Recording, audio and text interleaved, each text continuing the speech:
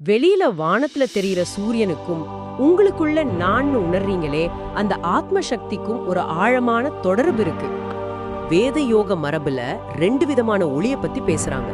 ஒண்ணு நம்ம கண்ணால பாக்குற இந்த சூரியன், இன்னொன்னு நம்ம இதயத்துக்குள்ள சாட்சியா பிரகாசிக்கிற சித்தம் அல்லது ஆத்மா, அதாவது நம்மளோட உள்ளுணர்வு.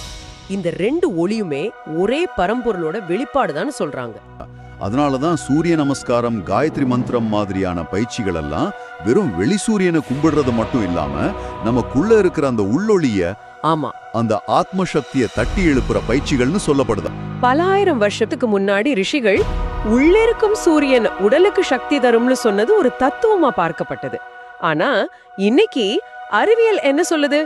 வெளியில இருக்கிற சூரியனோட ஒளி நம்ம உடம்புக்குள்ளேயே ஒரு உயிர் சத்து, ஒரு வைட்டமினை உருவாக்குது.